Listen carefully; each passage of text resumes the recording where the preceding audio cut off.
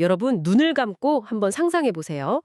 지금 여러분 눈앞에 붉은색 팔각형의 그 정지, 그러니까 스톱 표지판 사진이 딱 하나 있습니다. 네, 길거리에서 흔히 보는 그 표지판이요. 맞아요.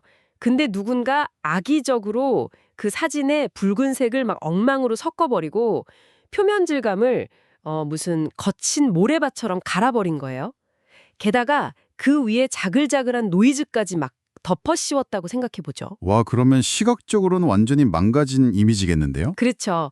근데 신기한 건 여러분의 뇌는 그리고 심지어 컴퓨터 알고리즘조차도 그 기괴한 이미지를 보자마자 0.1초도 안 돼서 이건 정지 표시판이네 하고 완벽하게 인식해낸다는 겁니다. 맞아요. 그게 참 놀라운 점이죠. 도대체 어떻게 이럴 수 있을까요? 그 비밀은 바로 이미지에서 가장 중요한 정보가 우리 눈에 당장 보이는 그 표면적인 색이나 질감이 아니기 때문입니다. 그 이면에 숨겨진 약간 투명한 수학적 설계도가 있다는 거죠. 네, 우리가 흔히 스마트폰으로 사진을 찍고 보면서 아, 이거 좀 흐릿하다. 혹은 선명하게 잘 나왔네. 라고 막 직관적으로 평가하잖아요. 그렇죠. 매일 하는 말이죠. 근데 사실 우리는 그 순간 무의식적으로 그 수학적 설계도의 아주 특정한 부분만을 읽어내고 있는 겁니다. 하지만 이걸 기계의 눈, 그러니까 컴퓨터 비전의 세계로 가져가면 이 감각적인 단어들이 완전히 다른 언어로 번역되어야 하는 거군요. 네, 훨씬 더 정밀한 언어로 번역되어야만 컴퓨터가 알아들을 수 있죠. 그래서 오늘 청취자 여러분과 함께 깊이 파헤쳐볼 이 심층 탐구의 미션이 바로 그 정밀한 번역의 과정을 쫓아가는 겁니다. 오늘 저희가 컴퓨터 비전 분야의 바이블로 불리는 전문 서적의 16장을 가져왔거든요. 16장이요. 정말 핵심적인 내용을 담고 있죠. 네, 이 텍스트를 바탕으로 일상적인 이미지를 공간 주파수, 즉 스페이셜 프리퀀시라는 아주 우아한 수학의 언어로 한번 쫙 해체해 볼 텐데요. 컴퓨터가 그리고 놀랍게도 우리 눈조차도 이 복잡한 세상을 어떻게 단순한 파동의 합으로 분해하는지 파헤쳐 보겠습니다. 이 파동의 언어를 이해하게 되시면요. 여러분이 밤에 스마트폰으로 사진 찍을 때 카메라가 어떻게 그 지저분한 노이즈만 기가 막히게 싹 지워내는지. 야간 모드 같은 거요? 맞아요. 아니면 풍경사진에서 거슬리는 전선줄만 싹 지우는 기능이 있잖아요. 그 원리가 아주 명쾌하게 이해되실 겁니다. 흥미진진하네요. 자, 그럼 이 최첨단 디지털 이미지 처리의 비밀을 풀기 위해서 우리는 역설적이게도 1822년으로 시간을 거슬러 올라가야 합니다. 1822년이면 뭐 컴퓨터는커녕 전구조차 제대로 없던 시절이죠. 네, 그때 프랑스의 수학자 조제프 프리에가 그 유명한 열해석 이론을 발표했을 때로 가보는 거죠. 원래 열 전도 현상을 연구하던 분이잖아요. 근데 어떻게 오늘날 디지털 세상의 근간이 된 그 수학적 증명을 해낸 건가요? 프리에는 당시에 정말 대담한, 어떻게 보면 동료들이 듣기에 미친 소리처럼 들리는 주장을 펼쳤습니다. 어떤 형태의 주기적 신호라도 그게 아무리 날카롭고 복잡하게 생겼을지라도 복잡할지라도 결국은 주파수가 서로 다른 무한한 삼각함수, 즉 부드럽게 물결치는 사인파와 코사인파들의 합으로 완벽하게 쪼개고 조립할 수 있다는 거였죠. 잠깐만요. 부드러운 물결만으로 날카로운 형태를 만든다고요? 언뜻 들어서는 전혀 직관적이지가 않은데요.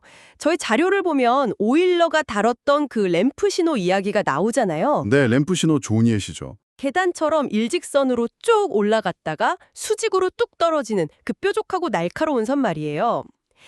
둥글둥글한 사인파들을 막 아무리 겹쳐봐야 이 날카로운 직각 모서리를 만들어낼 수는 없을 것 같은데요. 여기서 매력적인 점은요. 그게 바로 고주파 파동들이 부리는 마법이라는 겁니다. 처음에 크고 완만한 사인파 하나를 그리면 방금 말씀하신 램프 신호랑은 전혀 다르게 생겼죠. 네, 그냥 둥글한 언덕 같겠죠. 네. 하지만 여기에 아주 빠르게 진동하는 작은 사인파들, 그러니까 고주파 성분들을 계속해서 얹어보는 거예요. 이 고주파 파동들이 저주파 파동의 그 둥근 곡선 부분이랑 부딪히면서 서로 상세 간섭을 일으킵니다. 서로 깎아먹는 거군요. 맞아요. 곡선을 평평하게 깎아내고 반대로 밑으로 뚝 떨어지는 지점에서는 서로 힘을 합쳐서 수직에 가까운 날카로운 절벽을 만들어내는 거죠. 자료의 그림 16.1을 보면 주파수를 무한히 더해갈수록 그 구불구불하던 선이 완벽하게 뾰족한 직선 형태의 램프 신호로 변신하는 걸 볼 수 있습니다. 와, 결국 이건 우리가 세상을 인식하는 패러다임 자체를 완전히 뒤집는 거네요. 어떤 복잡한 데이터가 있을 때 그걸 단순히 시간에 따라 변화하는 하나의 덩어리로 보는 게 아니라 그 덩어리를 구성하는 순수한 파동들의 목록, 즉 풀이의 도메인으로 역분해해서 보는 거니까요. 좋아요. 하나씩 풀어보죠. 비유하자면 이건 완성된 초코 케이크의 단면을 보고 빵을 평가하는 게 아니라 베이킹 뷰 좋네요. 네, 그 케이크를 다시 밀가루, 설탕, 계란이라는 순수한 재료, 그러니까 사인파 단위로 완벽하게 되돌린 다음에 레시피 자체를 뜯어고치는 것과 같네요. 정확합니다. 재료의 비율만 알면 우리는 언제든 똑같은 케이크를 다시 구워낼 수도 있고 설탕 파동만 딱 절반으로 줄여서 완전히 새로운 결과물을 만들어낼 수도 있는 거니까요. 와, 청취자 여러분, 방금 이 비유 좀 괜찮지 않았나요? 훌륭했습니다. 그 레시피를 손에 쥔다는 건 결국 데이터를 통제할 수 있는 엄청난 권력을 갖게 된다는 뜻이거든요. 근데 이 프리에의 원리가 1차원의 단순한 선을 넘어 가로 세로 픽셀이 빽빽하게 들어찬 2차원 디지털 이미지로 넘어오면 훨씬 더 경이로운 일들이 벌어집니다. 아, 여기서부터가 진짜 재미있는 부분이죠. 네, 여기서 바로 공간 주파수라는 개념이 핵심으로 등장하거든요. 1차원에서는 파동이 시간에 따라 얼마나 빨리 요동치느냐였다면 2차원 이미지에서는 공간을 가로지르면서 픽셀의 밝기나 색상이 얼마나 빨리 변하느냐 이거군요. 맞아요. 예를 들면 구름 없는 맑은 하늘처럼 색이 일정한 공간은 파동이 거의 안 변하니까 저주파가 될 거고 얼룩말 무늬처럼 흑백이 촘촘하게 막 교체하는 곳은 고주파 성분이 폭발하는 곳이고요. 정확히 짚으셨습니다.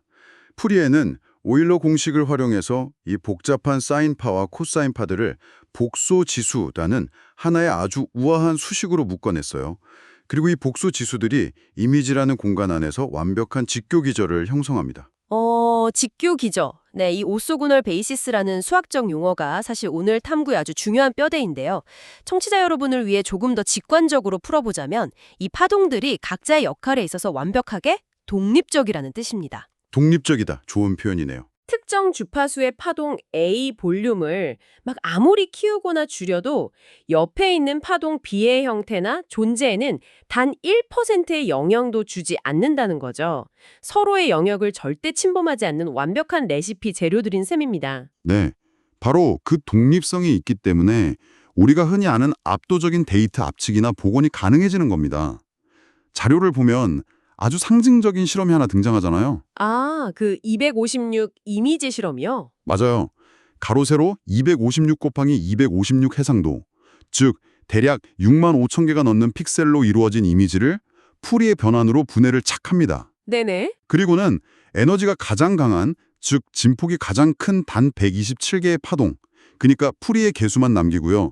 나머지 수만 개의 데이터는 그냥 미련 없이 다 버려버립니다. 잠깐. 6만 5천 개의 점들 중에서 127개만 남겼다고요? 네, 완전히 날려버린 거죠. 그런데도 이 127개의 파동만으로 다시 이미지를 조립했을 때 원래 이미지가 무엇인지 그 형태를 뚜렷하게 알아볼 수 있었다는 놀라운 결과가 나옵니다. 와, 6만 5천 개의 픽셀이 단 127개의 핵심 파동 레시피로 요약이 돼버린 거네요. 진짜 마법 같은데 게다가 이 프리의 변환의 세계로 넘어가면 공간하고 주파수 사이에 아주 기묘한 거울 효과 같은 게 생기더라고요. 아, 어떤 걸 말씀하시는 거죠? 그 자료에 명시된 내용 중에 일정 구간만 밝게 빛나는 사각형 모양의 상자 함수 있잖아요. 이 박스 펑션을 프리에 변환하면 주파수 도메인에서는 물결 치면서 뻗어나가는 이산 싱크 함수가 된다고 나오거든요. 네, 싱크 함수로 변환되죠. 처음엔 상자랑 물결이 대체 무슨 상관인가 싶었는데 방금 우리가 나눈 메커니즘을 생각해보니까 당연한 결과인 거예요. 오, 어떻게 연결하셨나요? 그 상자처럼 뚝 끊지는 완벽한 직각 모서리를 파동으로 조립하려면 무한히 많은 고주파 잔물결들이 양옆으로 쫙 퍼져나가면서 그 모서리를 깎아내야 하잖아요. 그 잔물결의 흔적이 바로 싱크 함수의 형태인 거죠. 맞죠? 와, 완벽한 이해입니다. 수학이 물리적 현실을 정말 우아하게 설명해내는 순간이죠. 덧붙여서 파세발의 정리도 짚고 넘어가야 합니다. 아, 파세발의 정리. 에너지가 보존된다는 그거요? 맞습니다. 변환 전 이미지 픽셀들이 가진 총 에너지랑 변환 후 주파수 도메인의 개수들이 가진 총 에너지가 수학적으로 완벽하게 똑같다는 정리인데요. 이게 왜 중요할까요? 글쎄요. 잃어버리는 게 없다는 안도감 같은 건가요? 그렇죠. 우리가 픽셀이라는 형태를 파동이라는 완전히 다른 언어로 번역을 했지만 그 과정에서 정보의 본질적인 양은 단 한 방울도 유실되지 않았다는 걸 수학적으로 보증해주기 때문입니다. 이론적으로는 정말 너무 완벽하고 아름다운데요. 근데 현실적인 딜레마를 하나 짚고 넘어가고 싶어요. 현실적인 딜레마요? 네. 6만 5천 개의 픽셀 이미지 하나를 처리할 때마다 각각의 픽셀이 이 무한한 파동들하고 얼마나 일치하는지 일일이 비교하고 계산해야 한다면 이건 컴퓨터 입장에서는 그야말로 지옥 같은 연산량 아닌가요? 하하, 맞습니다. 실제로 그 연산량의 장벽 때문에 이 놀라운 원리가 오랜 시간 동안 그냥 이론으로만 머물러 있었죠. 아, 진짜요? 네. 하지만 1965년에 쿨리-튜키 알고리즘, 흔히 우리가 고속 풀이의 변환, FFT라고 부르는 기법이 등장하면서 역사가 바뀝니다. FFT, 엔지니어들이 달고 사는 단어네요. 그렇죠. 이 알고리즘의 메커니즘은 분할 정복입니다. 무식하게 전체 픽셀을 한 번에 다 계산하는 게 아니라요. 이미지를 짝수 번째 픽셀이랑 홀수 번째 픽셀로 반씩 쪼갭니다. 그리고 그 결과를 거울처럼 반사시켜서 재활용하는 방식을 썼죠. 아, 중복되는 계산을 덜어내는 거군요. 네, 거대한 계산의 교통체증을 겹치지 않는 여러 개의 뻥 뚫린 고속도로로 쫙 분산시켜버린 거예요. 덕분에 계산 비용이 5n 제곱이라는 기하급수적 폭발에서 5n 로그 n 수준으로 극적으로 뚝 떨어졌습니다. 와, 그리고 이 FFT가 현대 엔지니어링의 치트키로 불리는 진짜 이유는 바로 그 합성곱, 컨볼루션과의 관계 때문이잖아요. 아, 컨볼루션 정리죠. 네, 우리가 이미지에 블러 효과를 주거나 윤곽선을 찾을 때 공간 도메인에서는 필터 창을 픽셀 하나하나 위로 막 미끄러지듯이 이동시키면서 주변 픽셀들 다 더하고 곱하고 엄청난 중노동을 해야 하거든요. 슬라이딩 윈도우 방식이죠. 연산량이 어마어마합니다. 근데 이걸 주파수 도메인으로 가져오면 어떻게 될까요? 비유하자면 이런 겁니다. 여러분, 두 합창단이 동시에 노래를 부를 때 이 소리를 공간 도메인에서 합치는 건 모든 가수의 목소리를 일일이 다 들어가면서 복잡하게 섞어내는 것과 같아요. 상상만 해도 복잡하네요. 그렇죠. 근데 프리의 변환이라는 이 마법의 웜홀을 딱 통과해서 주파수 도메인으로 넘어가면 그냥 두 합창단의 악보를 겹쳐놓고 각각의 음표끼리 단순하게 틱틱 곱해버리는 것만으로 계산이 끝나버립니다. 와, 비유 진짜 찰떡이네요. 그 무거운 합성곱이 주파수 도메인에서는 그저 제일 단순한 연산인 곱셈으로 대체된다는 거. 정말 압도적인 지름길이죠. 복잡한 공간의 노이즈를 싹 우회하는 완벽한 원물이 맞습니다. 자, 그럼 이제 변환의 연산 효율성까지 우리가 확보를 했으니까요. 쪼개놓은 이 파동들이 구체적으로 어떤 구조를 띠는지 현미경으로 한번 들여다보죠. 좋습니다. 푸리의 변환의 결과물은 극좌표계를 통해서 두 가지 완전히 다른 본질로 분리됩니다. 바로 진폭과 위상입니다. 앰플리튜드와 페이즈죠. 진폭은 파동의 세기, 그러니까 에너지가 얼마나 큰지를 나타내는 거고요. 반면에 위상은 그 파동이 공간상의 어느 위치에 어떤 타이밍에 놓여 있는지를 결정하는 정보잖아요. 정확합니다. 흔히 우리는 에너지가 큰 게 장땡이니까 막 진폭이 훨씬 더 중요한 정보일 거라고 착각하기 쉬운데요. 네, 하지만 처음에 저희가 오프닝에서 던졌던 그 정지 표지판 실험 기억나시나요? 자료의 그림 16.14에 등장하는 아주 고전적인 실험이죠. 아, 엉뚱한 풍경사진이랑 섞어버렸던 그거요. 맞아요. 정지 표지판 이미지의 뼈대인 위상 정보만 쏙 빼내고요. 완전히 자른 엉뚱한 풍경 사진에서 진폭 정보를 가져와서 강제로 합성한 뒤에 공간으로 역변환을 해보는 겁니다. 에너지를 지배하는 게 풍경사진의 진폭이니까 결과물도 당연히 풍경을 닮아야 할 것 같은데요. 결과는 정반대였습니다. 색이나 명암만 조금 귀개하게 변했을 뿐 형태는 여전히 또렷한 팔각형의 정지 표지판이었어요. 아, 그게 자연 이미지들의 특성 때문이죠. 자연의 이미지들은 대체로 그 진폭이 중심, 즉 저주파에 확 뭉쳐 있고 주파수가 높아질수록 급격히 감소한다는 공통된 법칙을 따르잖아요. 네, AFP 법칙이죠. 결국 풍경이든 인물이든 에너지가 분포하는 형태는 거기서 거기라는 뜻이고요. 그래서 이미지를 다른 이미지와 구분짓게 만드는 핵심적인 기질, 즉 뼈대와 윤곽을 잡아주는 건 파동들의 정교한 배치인 위상이라는 결론이 나옵니다. 네, 위상이 형태를 지배하는 거죠. 근데 여기서 정말 흥미로워지는 부분은요. 제가 청취자분들을 대신해서 딴지를 하나 걸어볼게요. 위상이 형태를 결정하는 절대적인 왕이라면 진폭은 굳이 왜 계산하나요? 그냥 버려도 되는 껍데기나 노이즈에 불과한 것 아닙니까? 이건 아주 중요한 질문을 던지게 하죠. 사실 위상이 항상 왕좌를 차지하고 있는 건 아닙니다. 자료의 그림 16.15를 보면 그 권력 관계가 완전히 뒤집히는 치명적인 반전 사례가 등장하거든요. 오, 위상이 지는 경우가 있나요? 네, 바로 털실더미나 나무의 결, 아니면 반복되는 직물 패턴 같은 의사주기성을 띠는 텍스처 이미지들입니다. 아, 텍스처요. 이런 텍스처 이미지들의 위상 정보는 사실상 무작위적인 노이즈에 가깝게 막 흩어져 있어요. 왜냐하면 뚜렷한 형태라는 게 딱히 없으니까요. 아, 팔각형 표지판처럼 딱 떨어지는 윤곽선이 없으니까. 그렇죠. 대신 특정한 패턴이 얼마나 촘촘하게, 얼마나 강렬하게 반복되는가를 나타내는 진폭이 그 이미지의 정체성을 규정하는 지배자가 됩니다. 아하, 직물 사진에서 위상을 완전히 엉망으로 섞어버리고 진폭만 원래대로 유지해도 우리는 그 거친 직물의 질감을 단번에 느낄 수 있거든요. 그러니까 이미지의 속성에 따라서 위상과 진폭은 끊임없이 주연과 조연 자리를 맞바꾸고 있는 셈입니다. 와, 그러니까 형태를 추적할 땐 위상을 무기로 쓰고 질감을 분석할 땐 진폭을 써야 한다는 거군요. 이제 이론은 충분히 무르익은 것 같습니다. 이 복잡한 풀이의 변환과 진폭, 위상의 메커니즘이 실제 물리적 현실에서 어떤 마법을 부리는지 확인해 볼 시간이네요. 네, 실전 적용이죠. 자료에 나오는 MIT 도움건물 사진 편집 사례, 이거 진짜 경이롭더라고요. 공간 필터링이 무엇인지 아주 단적으로 보여주는 완벽한 사례죠. MIT 동건물 앞을 보면 세로 기둥들이 대략 14픽셀 간격으로 일정하게 늘어서 있습니다. 네, 아주 강렬하고 규칙적인 패턴이죠. 맞아요.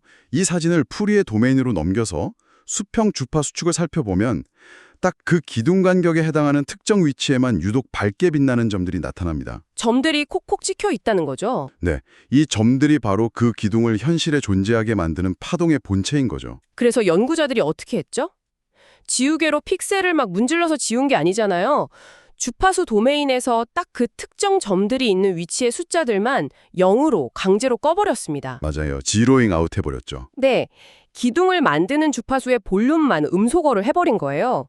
그리고 다시 공간 도메인으로 역변환을 했더니 정말 소름 돋게도 건물의 둥근 돔 지붕이나 뒤쪽 하늘 배경은 머리카락 하나 안 다쳤는데 그 14픽셀 간격으로 서 있던 수직 기둥들만 사진에서 흔적도 없이 싹 증발해버렸습니다. 진짜 현대판 마법이죠. 주변 픽셀은 전혀 건드리지 않고 특정 패턴만 발라낸 거니까요. 근데 더 전율이 돋는 건 이 프리의 마법이 컴퓨터 모니터 안에서만 벌어지는 게 아니라는 겁니다. 지금 이 방송을 듣고 계신 여러분의 눈, 그리고 뇌 안에서도 매 순간 똑같은 수학적 필터링이 돌아가고 있다는 사실이죠. 맞습니다. 이걸 19세기의 페히너가 정신물리학을 통해 밝혀냈다는 게 놀라운 진실이죠. 자료에 등장하는 캠벨 롭슨 차트를 보면 인간의 시각 시스템이 세상을 어떻게 수용하는지 아주 적나라하게 드러납니다. 그 줄무늬 있는 차체 말하는 거죠? 네. 이 차트는 왼쪽에서 오른쪽으로 갈수록 줄무늬가 엄청 촘촘해지고요.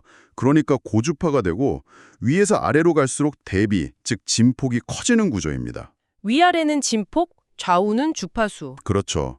우리의 광수용체는 빛을 있는 그대로 1대1로 받아들이지 않고 로그 값으로 압축해서 계산합니다. 근데 더 충격적인 건 우리 눈은 모든 주파수에 공평하지 않다는 거예요. 아, 편애를 한다는 거군요. 네. 대략 1도당 6번 진동하는 중간 공간 주파수 대역의 패턴에 가장 극도로 민감하게 반응하는 대역 통과 필터를 우리 눈이 장착하고 있습니다. 대역 통과 필터라면 중간만 통과시키고 나머지는 걸러낸다는 거잖아요. 맞아요. 아주 두꺼운 줄무늬나 아주 미세한 잔줄무늬는 막 아무리 대비가 강해도 우리 눈에 잘 띄지가 않아요. 이걸 전문 용어로 대비 민감도 함수, CSF라고 부릅니다. 저는 이 지점이 이번 심층 탐구의 진정한 아하 모먼트라고 생각해요. 단순히 우리 눈에 필터가 있다는 게 중요한 게 아니잖아요. 그럼 뭐가 제일 놀라우셨나요? 수백만 년에 걸친 인류의 생물학적 진화랑 19세기 수학자 푸리에의 방정식이 완전히 독립적인 길을 걸어왔잖아요. 그런데도 불구하고 가장 효율적으로 세상을 정보화하는 방법은 특정 주파수를 필터링하는 것이다라는 완벽하게 똑같은 결론에 도달했다는 사실입니다. 진화와 수학이 같은 정답을 공유하고 있었던 거예요. 이걸 더 큰 그림과 연결해 보면요. 그 정답의 곡선을 물리적으로 튜닝하는 행위가 바로 우리가 일상적으로 하고 있는 일입니다. 자료에 저자의 아주 흥미로운 개인적 일화가 하나 덧붙여져 있거든요. 안경 이야기였죠. 네, 안경을 벗었을 때와 썼을 때의 CSF 곡선 변화입니다. 시력 교정이라는 건 단순히 망막의 상에 또렷하게 맺히게 하는 걸 넘어서요. 안경이라는 물리적인 렌즈를 통해 뇌의 대역 통과 필터가 잃어버린 고주파 대역, 그러니까 미세한 질감을 보는 민감도를 다시 쫙 끌어올려주는 작업이었던 겁니다. 자, 그래서 이 모든 게 대체 무슨 의미일까요? 즉, 우리의 눈과 뇌는 세상을 볼 때 무의식적으로 풀이의 변환을 수행하고 있다는 거네요. 마치 오디오 이퀄라이저에서 둥둥거리는 베이스 저주파랑 날카로운 트래블 고주파를 맞추고 사람 목소리인 중간 주파수를 확 강조하듯이 시각적인 주파수를 매 순간 조절하고 있다는 거군요. 정확한 비유입니다. 시각적 이퀄라이징이죠. 자, 이렇게 듣고 나니까 풀의 변환이 세상을 해석하는 진짜 완벽한 만능 열쇠처럼 느껴지는데요. 근데 텍스트의 결말부는 이 완벽해 보이는 이론의 치명적인 한계를 아주 서늘하게 지적하면서 끝을 맺습니다. 네, 무적은 아니죠. 바로 파동의 전역적, 그러니까 글로벌한 성질이 만들어내는 딜레마입니다. 전역적이라는 게 정확히 어떤 문제인가요? 우리가 풀이의 변환을 통해서 얻는 이 파동 정보는요, 이미지 전체에 걸쳐서 무한히 뻗어나가 있습니다. 그래서 풀이의 도메인은 이 이미지 안에 어떤 주파수, 즉 수직 기둥이나 털실 같은 어떤 패턴이 존재하는지는 기가 막히게 잘 찾아냅니다. 왓은 기가 막히게 안다는 거네요. 하지만 픽셀의 공간 정보가 파동으로 완전히 해체되어 버리면서 그 기둥이 화면 왼쪽 구석에 있는지 아니면 오른쪽 구석에 있는지, 즉 어디에 위치하는지에 대한 정보는 완전히 증발해 버립니다. 아, 주파수를 완벽하게 아는 대가로 공간의 위치를 잃어버리게 되는 거군요. 네, 웨어를 모르는 맹인이 되는 셈이죠. 무엇이 있는지 알지만 어디에 있는지는 모른다. 공간 해상도와 주파수 해상도 사이에 참 얄궂은 제로섬 게임이네요. 자, 오늘의 탐구를 마무리하면서 청취자 여러분께 도발적인 질문을 하나 남기고 싶습니다. 어떤 질문이죠? 여러분, 여러분의 뇌를 한번 생각해 보세요. 우리는 길을 걷다가 한쪽 구석에 있는 거친 벽돌의 질감과 반대쪽 구석에 펼쳐진 부드러운 하늘을 동시에 그리고 아주 정확한 위치에서 인식해냅니다. 이미 뇌 안에서는 공간과 주파수의 타협점을 찾아낸 상태라는 거네요. 그렇죠. 그렇다면 인간의 신경망을 모방해서 지금 이 순간에도 끊임없이 진화하고 있는 최신 인공지능과 딥러닝 모델들은 20세기의 위대한 푸리에가 남긴 무엇이와 어디에의 딜레마를 과연 어떤 새로운 수학적 도구들을 동원해서 극복해내고 있을까요? 정말 앞으로의 기술을 관통하는 핵심적인 화두네요. 스마트폰 사진의 흐릿함에서 출발한 오늘 청취자 여러분은 세상을 픽셀의 덩어리가 아닌 파동의 교향곡으로 바라보는 새로운 수학적 렌즈를 장착하셨습니다. 오늘 밤 거리를 걸으실 때 네온 사인의 경계선이나 횡단보도에 반복되는 패턴을 마주치신다면 그 이면에서 보이지 않게 춤추고 있는 수많은 사인파들을 한번 떠올려 보시길 바랍니다. 네, 분명 눈에 보이는 세상이 완전히 다르게 느껴지실 겁니다. 여러분이 알던 세상의 해상도가 분명 한 차원 더 깊어져 있을 겁니다. 함께 해주셔서 감사합니다.